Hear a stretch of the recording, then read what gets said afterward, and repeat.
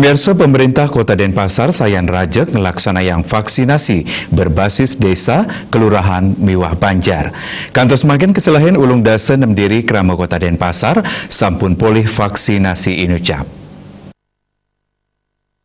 Wali Kota Denpasar, Gusti Ngurajaya Negara Ngudarang yening kewentenan samas 6 tali diri Krama Kota Denpasar kedadosang target vaksinasi. Ring pemargin vaksin tahap pertama sampun kantos satak ulung dasa 4 tali diri. Rarising pemargin vaksin kaping kali, wau kantos 150 tali diri. Sejeroning usaha manggih tujuan herd immunity, 70% utawi 306 likur tali diri Krama kepatutang sampun poli vaksinasi. Kantos mangkin, kuturiksain ulung dasa 6% diri Krama Kota Denpasar sampun ke vaksinasi. Nanging yadiasun sampun poli vaksinasi, Wali Kota Denpasar ngaptiang majeng Krama dan Kota Denpasar mangdes tato anut ring protokol kesehatan. Sampunang kantos ngeluputang tur mangdes tato waspada, tentukan prokes inucap bina kesili tunggil pemargin utama, untuk nepasin pengelola COVID-19.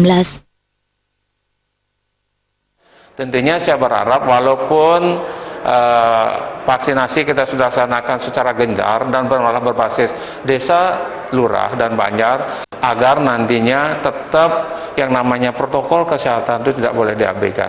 Salah satu kunci kita untuk memutus mata rantai pandemi COVID ini adalah protokol kesehatan harus tetap dilaksanakan dengan ketat. Kalau itu sudah bisa dilaksanakan, pandemi COVID turun, ekonomi pulih, Astungkara, Bali, dan Denpasar bisa bangkit kembali seperti sedia kala.